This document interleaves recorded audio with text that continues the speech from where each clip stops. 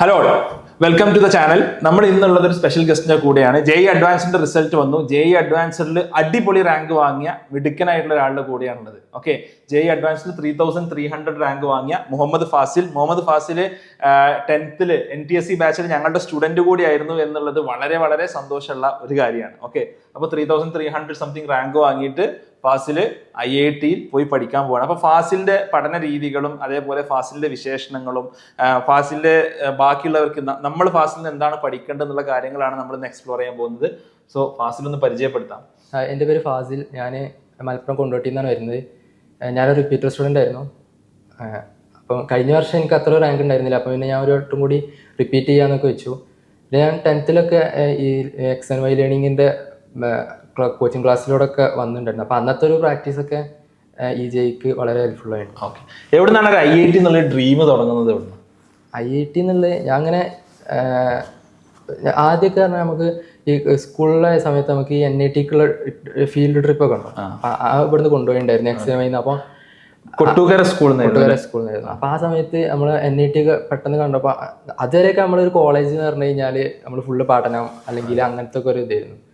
പിന്നെ നമ്മൾ ആ NIT കണ്ടപ്പോഴാണ് നമ്മൾ മനസ്സിലായത് അതൊക്കെ വലിയ സ്ഥലമാണ്. എന്താ പറയാ, NIT IIT എന്നൊക്കെ പറഞ്ഞു കഴിഞ്ഞാൽ അവിടെ കുറെ പഠനത്തിനപ്പുറത്തേക്ക് തന്നെ വേറെ കുറെ ആക്ടിവിറ്റീസ് ഉണ്ട്, കുറെ ഡിപ്പാർട്ട്മെന്റുകൾ ഉണ്ട്, വലിയ ക്യാമ്പസ്, 250 ഏക്കർ ക്യാമ്പസ് ആണ്. പിന്നെ കുറെ കുറെ എനിക്കത് റിലേറ്റ് ചെയ്യാൻ പറ്റും. ഞാൻ ആക്ച്വലി 8ാം ക്ലാസ് പഠിക്കുമ്പോൾ NITയിൽ ഒരു ട്രിപ്പിന് പോയപ്പോഴാണ് എനിക്ക് മനസ്സിലായത്. ട്രിപ്പിന് ഞാനൊരു ക്വിസ് പ്രോഗ്രാം പങ്കെടുക്കാൻ പോയപ്പോഴാണ് ഏറ്റവും മിനിമം എവിടെയെങ്കിലും പഠിക്കും എന്നുള്ളത് എന്ത് ചെയ്തത് തീരുമാനിച്ചത്. ഓക്കെ, അപ്പൊ അന്ന് തുടങ്ങിയ ഒരു ഡ്രീമാണ്. എങ്ങനെ നെർച്ചർ ചെയ്തത്? അപ്പൊ 10th മുതൽ തന്നെ ഒരു ബോധം ഉണ്ടായിരുന്നു നമുക്ക് IIT പോകണം എന്നുള്ള. IITയിൽ കയറണം എന്നുണ്ട്, പക്ഷെ എങ്ങനെ കയറണം എന്ന് വലിയ ഐഡിയ ഒന്നും ഇല്ലായിരുന്നു. പിന്നെ അങ്ങനെ നമ്മൾ +1 +2 ഒക്കെ എത്തി. ഓരോ ആളുകളൊക്കെ ഓരോരുത്തരുടെ സ്റ്റോറി ഒക്കെ ഇങ്ങനെ കേൾക്കും. അങ്ങനെ കേട്ട് പിന്നെ JEE എഴുതണം, ജെയ്ക്ക് പ്രിപ്പയർ ചെയ്യണം എന്നൊക്കെ തോന്നി. അങ്ങനെ +1 ഒക്കെ കഴിഞ്ഞ് പിന്നെ +2 ഒക്കെ അവസാനമൊക്കെ ആയപ്പോഴേക്ക് പിന്നെ ഇങ്ങനെ എനിക്ക് ഫാസ്റ്റ് അന്ന് മെസ്സേജ് അയച്ച ഓർമ്മയുണ്ട്. 98.7 എത്രയോ 98.34 സംതിങ് പെർസെന്റേജ് ഫസ്റ്റ് ചാൻസിൽ ജെയ്ക്ക് വാങ്ങിയിട്ടുണ്ട്. അതേപോലെ തന്നെ NIT കാലിക്കറ്റിൽ ECക്ക് അഡ്മിഷൻ കിട്ടിയിട്ടുണ്ട്. ഓക്കെ, എന്നോട് ചോദിച്ചിരുന്നു അന്ന് എന്ത് ചെയ്യണം എന്നുള്ളത്. ഞാൻ പറഞ്ഞു, എനിക്ക് പറഞ്ഞ ഓർമ്മയുണ്ട്, ഞാനിപ്പോൾ ആ മെസ്സേജ് ഇങ്ങനെ എടുത്ത് നോക്കി IITക്ക് പോകണം എന്നുള്ളത് ഞാൻ അന്ന് പറഞ്ഞ ഒരു സംഭവമാണ്. എന്തായിരുന്നു ഒരു EC കിട്ടിയ ഒരാള് IITക്ക് റിപ്പീറ്റ് ചെയ്യുക എന്നുള്ളത്? അപ്പൊ ഒരു ചാലഞ്ചോ അല്ലെങ്കിൽ റിസ്ക് ആയിട്ട് തോന്നിയിട്ടുണ്ടായിരുന്നു? ഇല്ല, ഞാനിപ്പോ ഞാൻ സാധാരണ എല്ലാവരോടും റിപ്പീറ്റ് ചെയ്യണമെന്ന് പറയാത്ത ആളോട്ടോ. അതായത് റിപ്പീറ്റ് ചെയ്യണം, ഞാൻ അത്ര ഒരു എഫേർട്ട് എടുത്തിട്ടുണ്ടായിരുന്നില്ല. ഇപ്പം +2 കഴിഞ്ഞ് ജസ്റ്റ് ഒന്ന് എഴുതി നോക്കാന്നുള്ള രീതിയിൽ എഴുതിയതായിരുന്നു. ഒരു 4 മാസം 5 മാസത്തെ പ്രിപ്പറേഷൻ ലെവലിൽ എഴുതിയതായിരുന്നു. അതുകൊണ്ട് തന്നെ എനിക്ക് മെയിൻസ് ക്വാളിഫൈ പറ്റിയിട്ടുണ്ടായിരുന്നു. അഡ്വാൻസ് കിട്ടിയിട്ടുണ്ടായിരുന്നില്ല. അഡ്വാൻസിന് നല്ല ഡീപ്പായിട്ടുള്ള അണ്ടർസ്റ്റാൻഡിങ്. ഞാൻ മറ്റേ സർഫസ് ലെവലിൽ ഇപ്പോൾ ഉള്ള എന്താ പറയാ ഈ പ്രീവിയസ് ഇയറൊക്കെ നോക്കി അങ്ങനെ ഒരു മെയിൻസിന് റാങ്ക് മേടിച്ചായിരുന്നു. അപ്പം ആ മെയിൻസിന് ഒരു 4 മാസം കൊണ്ട് നമുക്ക് നല്ല റാങ്ക്, മെയിൻസിന് നല്ലൊരു സ്ഥിതി കിട്ടിയപ്പോൾ നമുക്ക് തോന്നി ഇനി ഒരു വർഷം കൂടെ പ്രിപ്പയർ ചെയ്ത് കഴിഞ്ഞാൽ നല്ല കിട്ടും. പിന്നെ പറഞ്ഞു കഴിഞ്ഞാൽ നമുക്കൊരു ബോറടിക്കാനുള്ള ഒരു ടൈം ആയിട്ടുണ്ടായിരുന്നു. അപ്പോൾ കുറേ പ്രിപ്പയർ ചെയ്യുമ്പോഴേ നമുക്ക് പിന്നെ റിപ്പീറ്റ് ചെയ്യണമെന്ന് തോന്നുക. പക്ഷെ ഞാൻ 4 മാസം ആയിട്ടില്ല. പിന്നെ അങ്ങനെ അപ്പൊ പിന്നെ നമ്മൾക്ക് എനർജി ഉണ്ട്. അപ്പൊ പിന്നെ എവിടെ റിപ്പീറ്റ് ചെയ്തത്? റിപ്പീറ്റ് ചെയ്ത് സൈലത്തിലായിരുന്നു. Okay, fine. എന്തൊക്കെ ഒരു ജെയ്ക്ക് പ്രിപ്പയർ ചെയ്യുമ്പോൾ ഇപ്പോൾ 10th നമ്മുടെ ഒരു ഫൗണ്ടേഷൻ അല്ലെങ്കിൽ നമ്മുടെ NTSC ബാച്ചിലൂടെ കടന്നുപോയി, അതിലൊരു എക്സ്പീരിയൻസ് എങ്ങനെയായിരുന്നു? 10th ഞാൻ ചെറുപ്പത്തിൽ തന്നെ ഇങ്ങനെ LSS USSC NMMS അങ്ങനത്തെ. NMMSന് കേരളത്തിൽ 3rd റാങ്ക് വാങ്ങിയ ആളാണ് ഫാസില്. 1ാം റാങ്ക് വാങ്ങിയത് അന്ന് ഹാത്തിമായിരുന്നു. ഹാത്തിമിനായിട്ടുള്ള ഇന്റർവ്യൂ ചാനലിൽ നിങ്ങൾക്ക് കാണാൻ പറ്റും. ഹാത്തിമ നമ്മുടെ സ്റ്റുഡന്റ് ആയിരുന്നു, ഫൗണ്ടേഷൻ സ്റ്റുഡന്റ് ആയിരുന്നു. NTSC സ്കോളറും ആയിട്ട് ഇപ്പോൾ IIT മദ്രാസിൽ പഠിക്കുകയാണ്. ഓക്കെ, NMMS എഴുതി. അപ്പൊ NMMS അപ്പൊ ആ ഒരു നമുക്കിങ്ങനെ മൾട്ടിപ്പിൾ ചോയ്സ് ക്വസ്റ്റ്യൻസ് ആയിട്ടൊരു പരിചയം ഉണ്ടായിരുന്നു. അപ്പൊ എന്തായാലും കുട്ടികളെ കൊണ്ട് മാക്സിമം ഈ ഒരു കോമ്പറ്റേറ്റീവ് എക്സാംസ് എഴുതിക്കണം എന്നുള്ളൊരു മെസ്സേജ് എന്തായാലും കൊടുക്കണം. നമ്മൾ ബോർഡ് എക്സാമിന് പ്രിപ്പയർ ചെയ്തിട്ടില്ലെങ്കിലും ഇതിന് പ്രിപ്പയർ ചെയ്യണം. Very important message. കാരണം ഇതിങ്ങനെ ചെയ്യുമ്പോൾ ഇത് ഒരു നമുക്ക് ബോറടിക്കണ പരിപാടിയില്ല, നമുക്കൊരു സ്കില്ല് വേണം ഇതിന്. അതിപ്പോൾ ഒരു മൾട്ടിപ്പിൾ ചോയ്സ് ചെയ്യുകയാണെങ്കിലും അത് നമ്മളൊരു പഠനത്തിന്റെ ഒരു ഭാഗമായിട്ട് കൂട്ടാൻ പറ്റില്ല, ഒരു സ്കില്ല് പ്രാക്ടീസ് ചെയ്ത് ഇങ്ങനെ കിട്ടുന്ന ഒരു സ്കില്ലാണ്. അപ്പൊ നമുക്ക് അങ്ങനെ ബോറടിക്കൂല. അപ്പൊ ജെയ്ക്ക് നിർബന്ധമാണ്. ജെയ്ക്ക് നമുക്ക് എന്താ പറയുക, കുറേ പഠിച്ച് വിചാരിച്ചിട്ട് കുറേ നോളജ് ഉണ്ടായി വിചാരിച്ചിട്ട് നമുക്ക് ജെയ് കിട്ടിക്കൊള്ളുന്നില്ല. അപ്പോൾ ജെയ്ക്ക് പറഞ്ഞാൽ ആ ഒരു പാറ്റേൺ, ആ ഒരു ടൈമിന്റെ ഉള്ളിൽ ആ ക്വസ്റ്റ്യൻ പേപ്പർ ഒന്നായിട്ട് അനലൈസ് ചെയ്ത് അങ്ങനെയൊക്കെ പ്രിപ്പയർ ചെയ്ത് ആ ഒരു ഫൗണ്ടേഷൻ എക്സ്പീരിയൻസ് എത്രത്തോളം ജെയ് ജേർണിയിൽ ഹെൽപ്പ് ചെയ്തിട്ടുണ്ട്? ഫൗണ്ടേഷൻ നമുക്കൊരു ആപ്റ്റിറ്റ്യൂഡ് വന്നു, എങ്ങനെയാണ് ഈ ഇപ്പം മൾട്ടിപ്പിൾ ചോയ്സ് ഒക്കെ ചെയ്യാനായിട്ടുള്ളൊരു ആപ്റ്റിറ്റ്യൂഡൊക്കെ വന്നു, മാത്സ് ഒക്കെ എങ്ങനെ അറ്റംപ്റ്റ് ചെയ്യണം എന്നൊക്കെ തോന്നി. അപ്പോൾ അത് വളരെ നിർബന്ധമാണ് എന്നുള്ളതാണ് കാര്യം. നമുക്ക് ആ ഒരു നേരത്തെ തന്നെ കിട്ടിക്കഴിഞ്ഞാൽ നമുക്ക് ഒരു പരിചയം ഉണ്ടാവും. മറ്റേ നമുക്ക് റിപ്പീറ്റ് ഒക്കെ ചെയ്യുകയാണെങ്കിൽ കൂടി ഇപ്പൊ മുമ്പൊരു പരിചയം ഇല്ലാത്ത ആളാണെങ്കിൽ സ്ക്രാച്ചിൽ നിന്ന് തുടങ്ങണമല്ലോ. എന്ത് ചെയ്യണം നമുക്ക് സമയമില്ല. എസ്പെഷ്യലി ജെയ് മെയിൻ. പ്രാവശ്യം ജെയ് മെയിൻ എന്തായിരുന്നു score? 99.85. 99.85. Very good. Okay fine. അപ്പോൾ ഏത് NIT ഏത് കോഴ്സ് വേണമെങ്കിലും കിട്ടും. ഓക്കെ.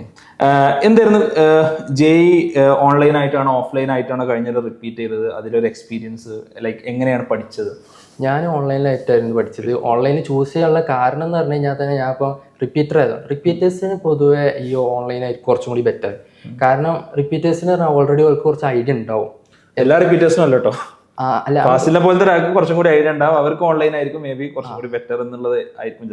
ഓക്കെ. പക്ഷെ അല്ല, നമ്മളിപ്പോ മോട്ടിവേഷൻ ഇല്ലാത്തവർക്ക് ഓഫ്ലൈനിൽ തന്നെ പോകണം. അപ്പോൾ അവർക്ക് ഇപ്പൊ എന്താ പറയാ, നമുക്കൊരു താല്പര്യം ഒന്നുമില്ല, ആരെങ്കിലും ഒക്കെ പറഞ്ഞിങ്ങനെ പോകുന്ന ആൾക്കാർ അവർക്ക് ആ ഒരു അതിലും കിട്ടണമെങ്കിൽ ഓഫ്ലൈനിൽ പോകണം. ബട്ട് ഇപ്പോൾ നമുക്ക് കിട്ടണമെന്നൊക്കെ ഉണ്ട് എന്നുണ്ടെങ്കിൽ, നമുക്ക് ചെയ്യാൻ അറിയാം, എന്തൊക്കെ ചെയ്യണം എന്നൊക്കെ അറിയെങ്കിൽ പിന്നെ ഓൺലൈനാണ് ഏറ്റവും ബെസ്റ്റ് കാര്യം. ഓൺലൈനിൽ നമുക്ക് റിപ്പീറ്റേഴ്സിൻ്റെ ഒരു പ്രശ്നം എന്താ വെച്ച് കഴിഞ്ഞാൽ അവർ ഓൾറെഡി കുറേയൊക്കെ പഠിച്ചിട്ടുണ്ടാവും. അപ്പോൾ പിന്നെ ആ പഠിച്ചത് തന്നെ വീണ്ടും റിപ്പീറ്റ് ചെയ്യുന്ന സമയത്ത് പിന്നെ ആ സെയിം സാധനം തന്നെ പിന്നെ തുടങ്ങേണ്ട ആവശ്യമില്ല. നമ്മൾ ആ കണ്ടിന്യൂഷനായി പോയാൽ മതി.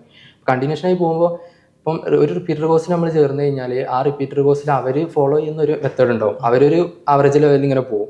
അപ്പം നമുക്ക് പല ലെവലിലുള്ള കുട്ടികളുണ്ടാവും, നല്ല ലെവലുള്ളവരുണ്ടാവും, താഴെ ലെവലുണ്ടാവും. അപ്പം അവർക്കൊക്കെ ഇത്ര ബുദ്ധിമുട്ടാവും. അപ്പം നമുക്ക് നമ്മുടെ ഒരു പേഴ്സണലൈസ് ചെയ്യാൻ പറ്റല് ഈ ഓൺലൈനാണ്. ഓഫ്ലൈൻ നമുക്ക് ഈ ക്ലാസ്സിന് കയറാം, മറ്റേ ക്ലാസ്സിൽ കയറാം, അങ്ങനെ പറ്റില്ലല്ലോ. പക്ഷെ ഓൺലൈനിലാകുമ്പോൾ നമുക്ക് ഈ ക്ലാസ്സിന് കയറിയാൽ മതി, മറ്റേ ക്ലാസ് ഒഴിവാക്കാം, നമുക്ക് അറിയുന്നതൊക്കെ നമുക്ക് സ്ലൈഡൊക്കെ മാത്രം. ഇത് വളരെ പ്രധാനപ്പെട്ട ഒരു പോയിന്റാണ്. എസ്പെഷ്യലി പ്രാവശ്യം റിപ്പീറ്റ് ചെയ്യാൻ നിൽക്കുന്ന ആൾക്കാരൊക്കെ ഉണ്ടെങ്കിൽ, എസ്പെഷ്യലി നല്ലൊരു റാങ്ക് വാങ്ങിയിട്ട് 97 അല്ലെങ്കിൽ 95% എബോവ് വാങ്ങിയ ആൾക്കാരൊക്കെ ഉണ്ടെങ്കിൽ നമുക്കൊരു പേഴ്സണലൈസ്ഡ് പ്ലാൻ വേണം. കാരണം നിങ്ങൾക്ക് എല്ലാ ക്ലാസ്സും നിങ്ങൾ കേൾക്കേണ്ടി വരില്ല. റൈറ്റ്? കാരണം നമ്മളെ സംബന്ധിച്ചിടത്തോളം ഏറ്റവും പ്രധാനപ്പെട്ട റിസോഴ്സ് നമ്മളെ പണമോ മറ്റു കാര്യങ്ങളൊന്നുമല്ല, സമയം എന്നുള്ളതാണ്. ഈ സമയത്ത് നമുക്ക് കൂടുതൽ പ്രോബ്ലംസ് എങ്ങനെ വർക്കൗട്ട് ചെയ്യാം, എങ്ങനെ പ്രീവിയസ് ഇയർ പേപ്പേഴ്സ് കാണാം എന്നുള്ളതാണ്. എന്തൊക്കെ ഓൺലൈൻ റിസോഴ്സസിനെ വേറെ ഒരു കോച്ചിങ് സെന്ററിലപ്പുറം വേറെ എന്തൊക്കെയും ആശ്രയിച്ചിട്ടുണ്ടായിരുന്നോ, അല്ലെങ്കിൽ മെറ്റീരിയൽസ്? ഏതൊരു ഒരാൾക്കും കംപ്ലീറ്റ്ലി ഒരു സാധനം മാത്രമേ നോക്കുള്ളൂ എന്ന് പറയാൻ പറ്റില്ല. ഒരുപാട്, കാരണം ഏത് ഇൻസ്റ്റിറ്റ്യൂഷനിലാണെന്നുണ്ടെങ്കിലും നമ്മൾ എല്ലാവരും ചെയ്യുന്ന, ജനറലി എല്ലാവരും ഈ ജെയ്ക്ക് പ്രിപ്പയർ ചെയ്യുന്ന സംഭവങ്ങളൊക്കെ ഉണ്ട്. മാർക്സ് ആപ്പ്, അതേപോലെ ഇപ്പം പല യൂട്യൂബ് വീഡിയോസ്, അത് എല്ലാട്ടും ഈ എക്സാം എഴുതുന്നവരും കാണുന്നതാണ്. അപ്പോൾ അത് നമ്മൾ നിർബന്ധമായിട്ട് കാണേണ്ടി വരും, അല്ലെങ്കിൽ നമ്മൾ താഴെ പോകും. അപ്പോൾ നമ്മൾ ആ ഒരു ഇതിൽ ഇങ്ങനെ നിൽക്കണമെങ്കിൽ നമ്മൾ അതൊക്കെ എല്ലാവരും ചെയ്യുന്ന നമ്മൾ ജനറലി എനിക്കൊന്നും ഒരു ലേണിംഗില് ഇപ്പോൾ എസ്പെഷ്യലി ഇപ്പോൾ കട്ട് ഓഫ്സ് ഒക്കെ നമ്മൾ നോക്കുമ്പോൾ നീറ്റ് ആവട്ടെ ജെയ് ആവട്ടെ ഹയർ ആയി വരുന്നുണ്ട്. അതിൽ ആക്ച്വലി ഈ ഒരു റിസോഴ്സസിന്റെ ഒരു അവൈലബിലിറ്റി എന്നുള്ളത് എവിടെയുള്ള കുട്ടികൾക്കും എത്രയും ആക്സസ് ചെയ്യാവുന്ന റിസോഴ്സിന്റെ അവൈലബിലിറ്റി വലിയൊരു ഫാക്ടർ ആയിട്ടുണ്ട്. എന്താണ് എൻ്റെ ഒരു ഒബ്സർവേഷൻ ആണ് പഠിക്കുന്ന ഒരാളെന്നുള്ള എനിക്ക്.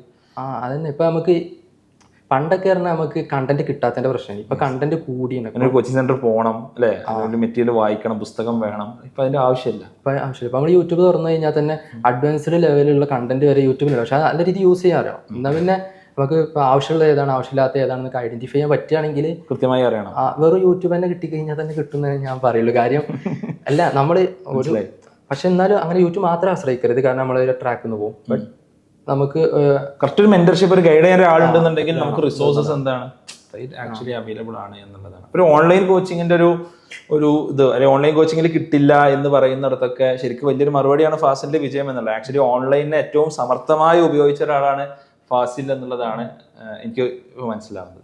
ജെയ് അഡ്വാൻസ്ഡ് എന്നുള്ളൊരു പ്രിപ്പറേഷൻ, കാരണം ഫസ്റ്റ് ഇയറിൽ ഫസ്റ്റ് തവണ എഴുതിയപ്പോൾ പ്രിപ്പയർ ചെയ്തിട്ടില്ലായിരുന്നു.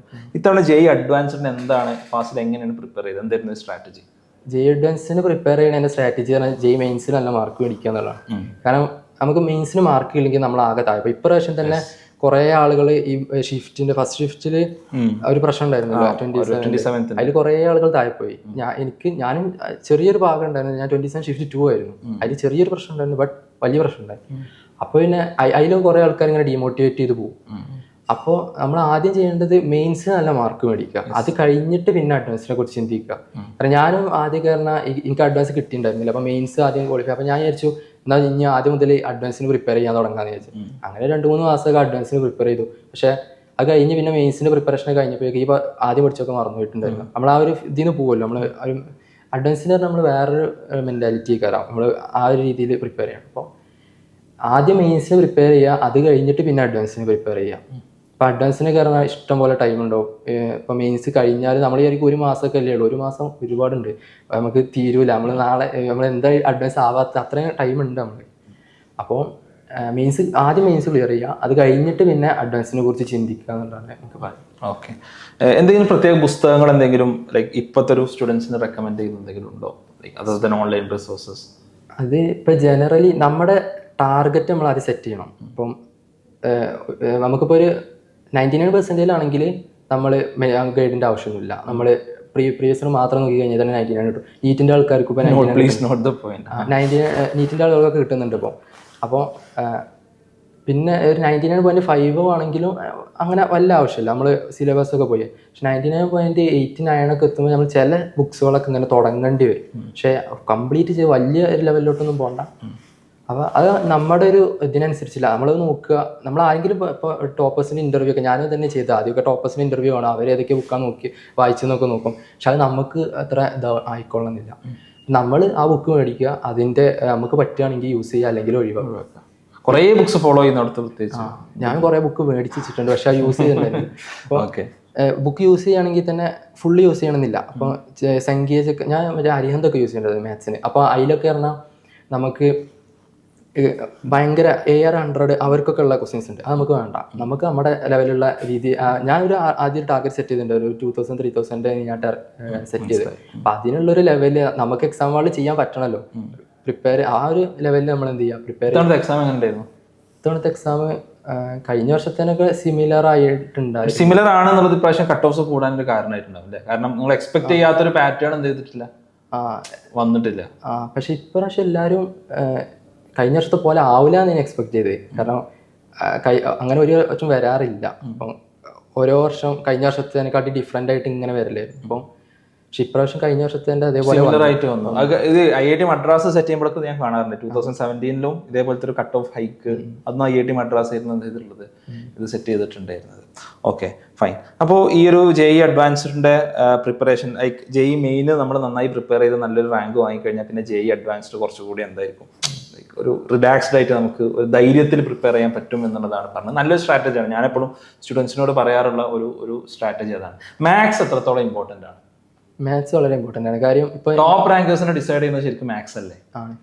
ഇപ്പോൾ മാത്സ് ഇല്ലാണ്ട് കയ്യിലെ JEE. കാരണം നീറ്റിൻ്റെ ആളുകൾ തന്നെ ഇപ്പോൾ 200 ഇപ്പോഴത്തെ ഒരു പെർസെൻറ്റേജിൽ 220 ഒക്കെ ആണ് ഇപ്പോൾ 99% ചില ഷിഫ്റ്റിലൊക്കെ വരുന്നത്. ഇപ്പോൾ 220 ഫിസിക്സും കെമിസ്ട്രിയോട് മാത്രം എത്തൂല.